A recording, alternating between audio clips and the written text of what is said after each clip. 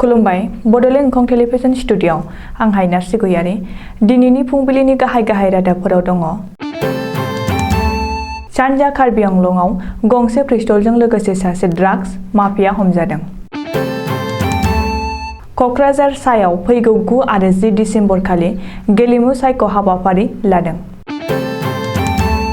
चिरांनि निज्लागुरियाव गोदान ecotourism picnic spot. Kajalgaon JSP civil हस्पिटालाव गोबां एक्सपायारि मुलि सावगारदों। बिजिनियाव कच राजबंशी जातीय परिषदआ खौरांगिरि मेल खुंदों। दानिया फैदो आबुं रादाबाव।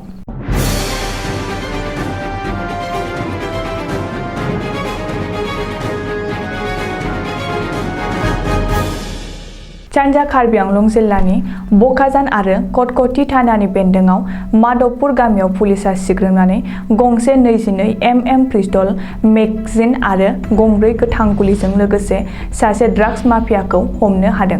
बकाजाननि SDPO जन दासनि दैदेननायाव लोगोसे कटकटी थानानि OC मौलिक ब्रह्ममोननि नाजानायाव माधबपुर गामिनि आमसाना सिं मुंनि सासे ड्राग्स माफिया हमजादों होननानै पुलिसनि सुलुङाव फोरमायदों। पुलिसनि सुलुङाव फोरमायनाय बादिब्ला आमसाना सिंआ सिगांनिफ्रायनो ड्राग्स फालांगि खालामबाय थादोंमोन, नाथाय पुलिसनि मेगनाव हाद्रि सारै खारखोमाबाय थाबोदोंमोन। पुलिसनि संगालिया बिनि उन संखोमानानै बुधबारखालि हराव हरखाबै सिग्रोमनायाव हमजादों। गोदान नातालनि गेलेग्रा लाइमोनफोरखौ जौगाहोनो आरो गेलेमु बिथिङाव खाबु होनो थाखाय गुबुन गुबुन गेलेनाय आयदायाव गेलेग्रा सायख'नो थाखाय क'क्राझार साइ एबा स्पर्ट अथ'रिटि अफ इन्डियाया फैगौ 9 आरो 10 दिसेम्बर खालि फुंनि 9 रिंगानिफ्राय सायख' हाबाफारि लादों। बेनि थाखाय 12 निफ्राय 14 बोसोर बैसोसिमनि हौवा एबा हिन्जावसाफोरा थोंजोङै बाहागो लाफैनो हागोन होननानै खौरां बिबुंसारनि जोहै मिथिहोदों। गेलेमु आयदाफोरा जादों फारियै बोरला गावनाय एबा आर्चारि, ताइक्वान्ड', बक्सिं, एथलेटिक्स आरो उसु बायदि बिथिङाव बादायलायनाय जागोन। अदेबानि बक्सिंआव हौवासाफोराल' बाहागो लानो हागोन।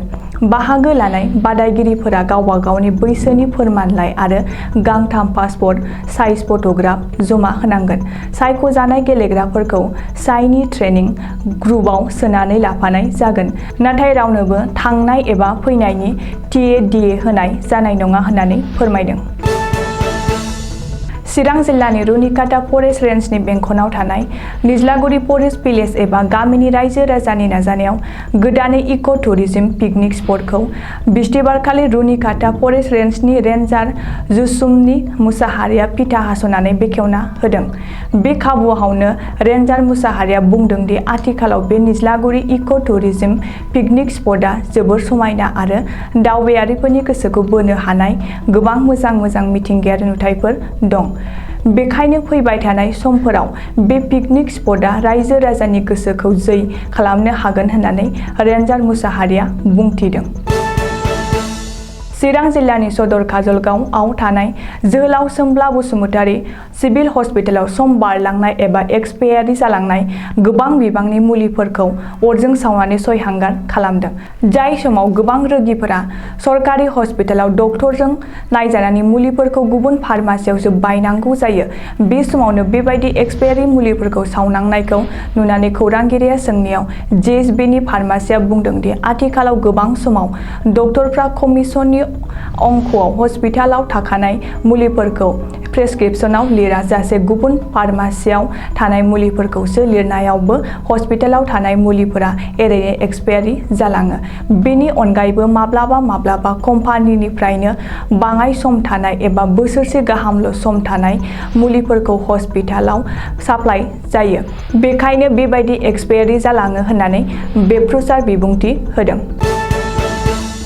चिरां जिल्लानि बिजनी नोगोराव कच राजबंशी जातीय परिषदनि गाहाय नेहाथारि बिश्वजित रायआ खौरांगिरि मेल खुंनानै बुंदों दि आथिखालाव भारत सोरखारनि नखर बिफान आरो आसाम सोरखारा कच राजबंशीनि हाथियारजों सोमावसारग्रा हानजा कमतापुर लिबारेशन अर्गानाइजेशन एबा गुसुङै KLOजों 3 खनायारि गोजोन सावरायनो लानायखौ कच राजबंशी जातीय परिषदआ बरायो। बेनि थाखाय आसामनि गिबि मन्त्रि डक्टर हिमन्त बिश्व शर्मा आरो मिरुनि नखर मन्त्रि अमित शाहमोनखौ साबायखर बावदों।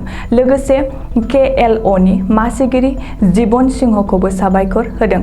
मानोना बे सावरायनायजों KLO आरो भारत सोरखारनि गेजेराव गोजोन गोरोबथा जानाय लोगो लोगोनो कच राजबंशीनि गांनाय उखैनायफ्रा आगानसे दावगागोन होननानै बिस्वजित रायआ मिजिं थिनाय फोरमायदों। दिनैनि रादाबा एसेनोसै। गोजोन्थों।